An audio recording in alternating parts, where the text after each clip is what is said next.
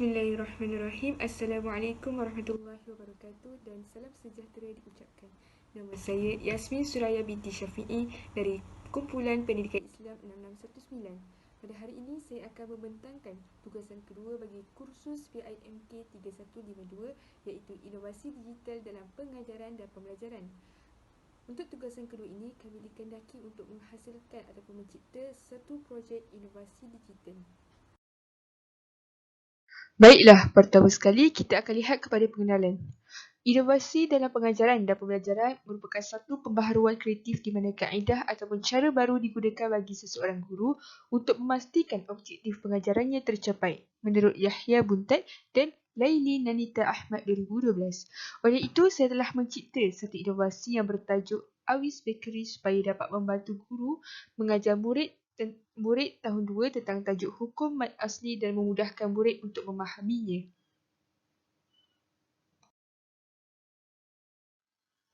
Seterusnya, Rational Project. Menurut Nurul Mardiah Abdul Wahab dan Saidi Muhammad pada tahun 2013, murid-murid mengalami kesulitan dalam mengenal pasti serta mengaplikasikan hukuman asli ketika membaca Al-Quran di samping mempamerkan sikap tidak berminat dalam membaca Al-Quran.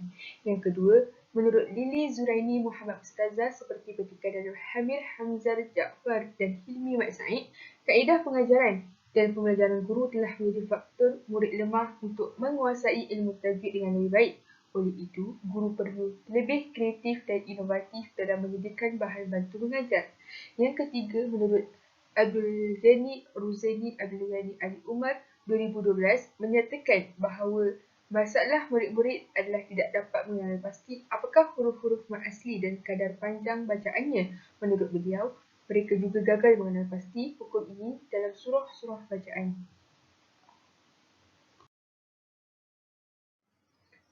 Seterusnya, pernyataan masalah.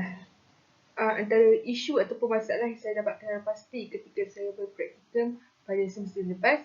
Yang pertama, murid lemah dalam mengenal pasti hukum mat asli dengan tepat dalam bacaan Al-Quran.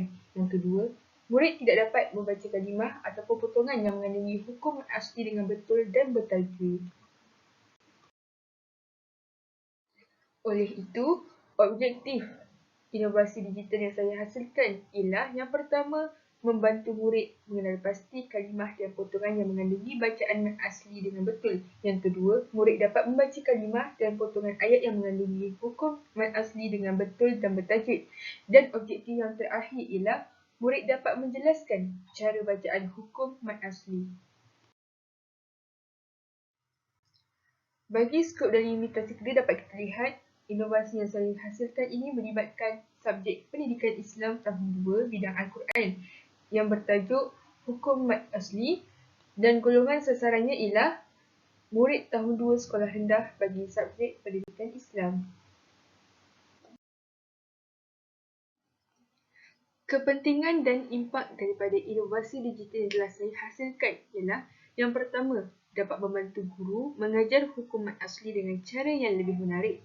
Yang kedua, dapat meningkatkan tahap kefahaman murid dalam topik mat asli. Dan yang ketiga, dapat membantu murid untuk memahami hukum mat asli dengan lebih mudah.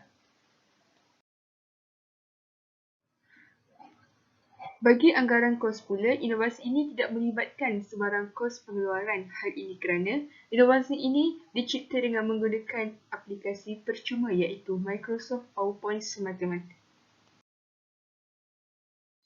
Selanjutnya, model inovasi yang saya gunakan untuk menghasilkan ataupun untuk mencipta inovasi digital saya ialah model proses kreatif terarah. Model ini terbahagi kepada 4 fasa. Yang pertama, fasa persediaan.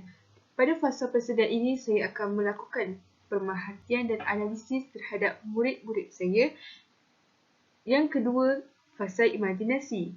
Di fasa ini, saya akan menjana idea dan mensintesis idea untuk menghasilkan satu inovasi bagi menyelesaikan masalah murid saya dalam pembelajaran.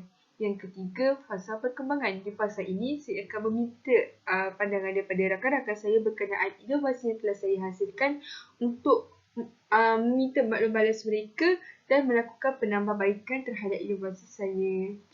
Dan fasa terakhir iaitu fasa tindakan. Pada fasa tindakan ini, saya akan melaksanakan ataupun menjalankan inovasi digital yang telah saya hasilkan kepada murid-murid saya. Seterusnya, kita akan melihat cara menggunakan inovasi digital yang telah saya hasilkan.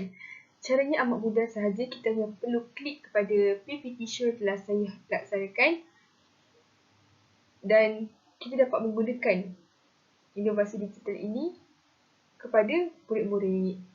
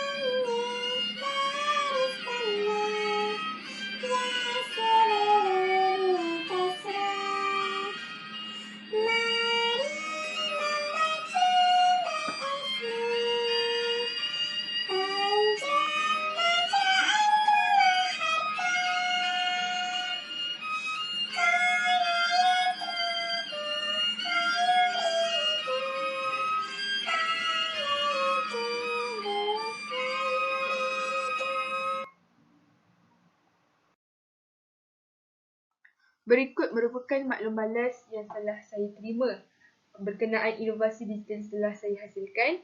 Yang pertama daripada Amirah Solehan Lukman Hakim. Menurutnya, simbol kek yang dipenuhi dengan topping dan icing bagi mewakili huruf dan contoh mat asli memberi bayangan yang mudah untuk difahami di samping warna yang menarik.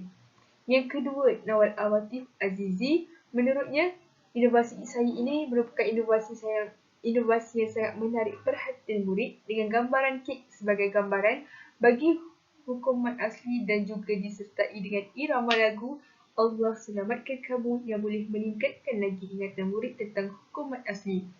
Dan yang terakhir, maklum balas daripada Nur Nazifa Arifah Asri. Menurutnya, grafik kek untuk mengajar topik mat asli dapat menarik minat murid. Di samping itu, irama lagu yang digunakan juga sangat sesuai dengan tema kek dan ia dapat memudahkan murid untuk mengingatnya. Seterusnya, seperti yang kita dapat lihat, slide ini menunjukkan pembuktian pencapaian inovasi digital yang telah saya hasilkan.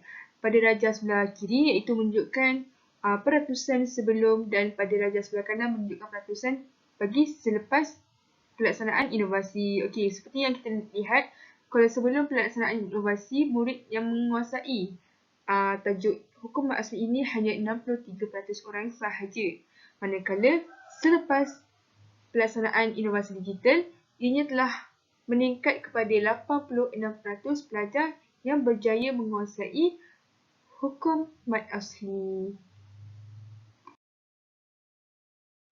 Akhir sekali, kesimpulannya kita sebagai seorang guru perlulah berfikiran kreatif dan kritis agar kita dapat menginovasikan bahan bantu mengajar yang mampu membantu murid kita untuk memahami sesuatu topik itu dengan lebih mudah dan lebih seronok. Seterusnya, inovasi juga penting supaya kaedah dan cara kita mengajar selaras dengan peredaran zaman dan keperluan murid. Sekian, terima kasih daripada saya kerana sudi menonton video ini.